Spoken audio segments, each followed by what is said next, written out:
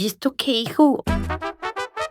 Pregunta mi tía Chofi al darle una caja de chocolates como regalo de cumpleaños.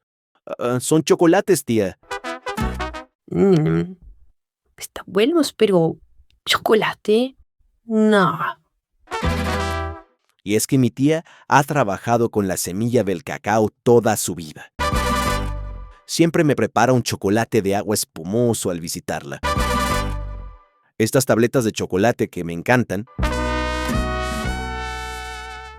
a ella le saben a otra cosa. Pero, ¿por qué? Investiguemos.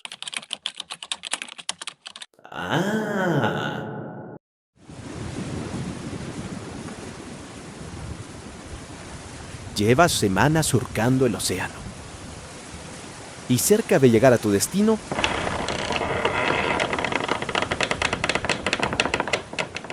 se hunde tu barco.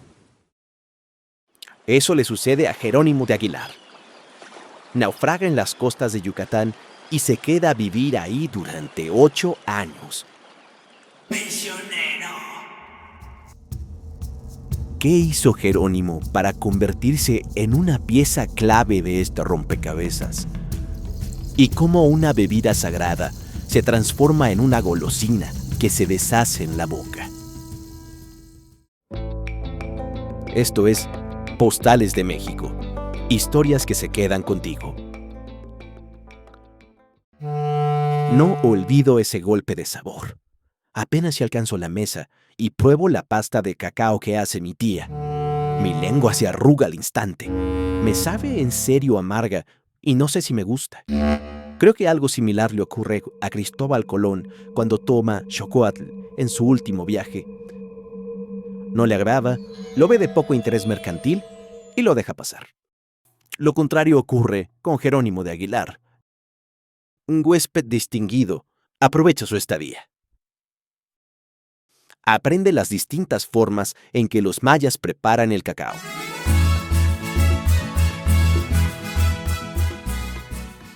Cortés llega a la región y se lo lleva a Tenochtitlán. Ahí se da otro festín de aprendizaje, pues ve cómo los aztecas añaden miel a la pasta de cacao para que no sepa tan amarga. Él y Cortés son los primeros en llevar la semilla a un monasterio de España, luego de un feliz intercambio cultural. Y ahí comienza su viaje por el mundo.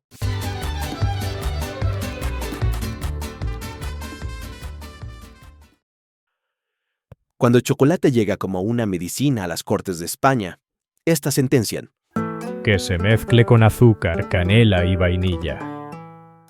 En Francia, las élites decretan: es una cuga amarga, quizá un petit dulce de almendra. Y en Gran Bretaña concluyen: póngale leche y huevos. Y tanto es su éxito que toma el lugar de otros alimentos que se consumen en el desayuno. Es el inicio de una demanda gigante en el llamado Viejo Continente.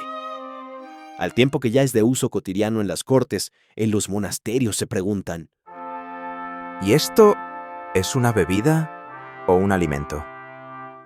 Pasan décadas de debate, un cardenal se harta y zanja la duda. Es bebida y no rompe el ayuno. Punto pelota. Y a beber. En España de a poco llegan a todas las clases.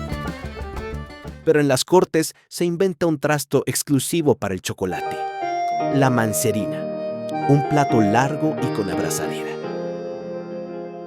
En Francia, la bebida es solo para reyes y ricos durante más tiempo.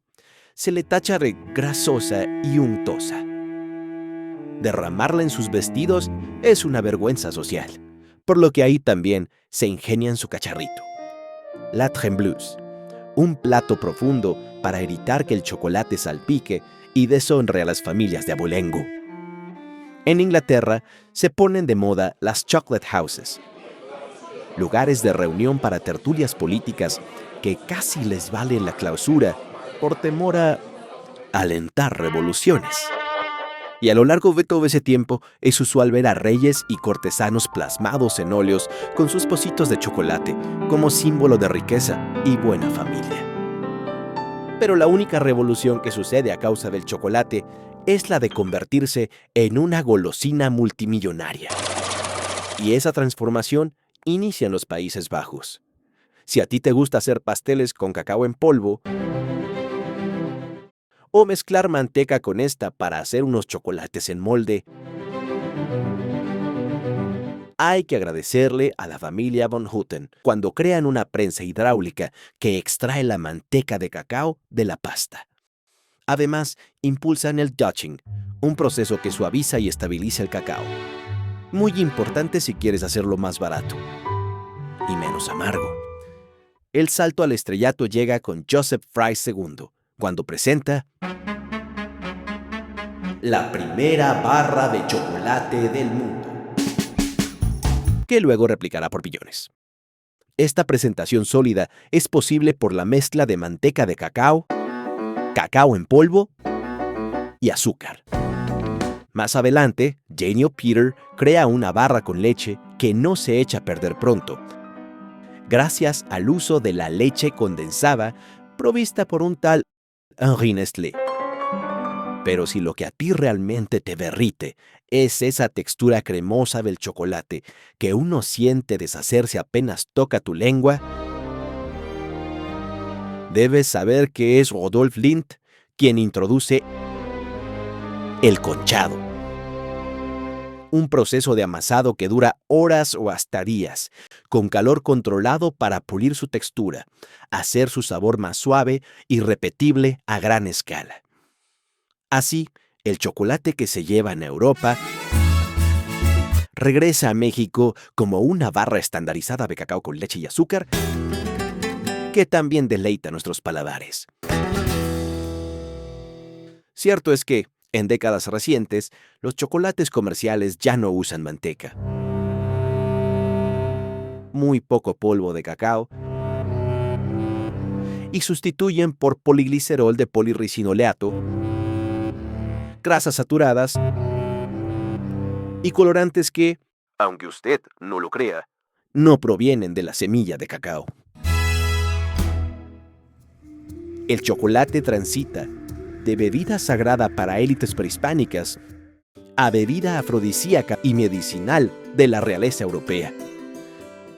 Una transformación continua hasta llegar a ser el dulce que se consume en todas partes.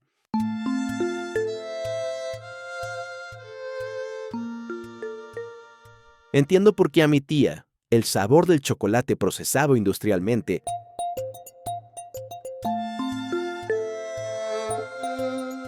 le sabe a otra cosa, por delicioso que sea. Sin embargo, el chocolate en nuestra época experimenta un cambio en ciertos espacios. Una búsqueda por ingredientes más saludables. Así que chocolates artesanales con un alto porcentaje de cacao son preferidos por sus propiedades antioxidantes y por contener menos azúcares. Poco a poco regresan las mezclas con flores, miel y vainilla naturales. Para los mexicanos, sin embargo, y como demuestra el chocolate espumoso con chile que mi tía Chofi hace en las tardes de invierno,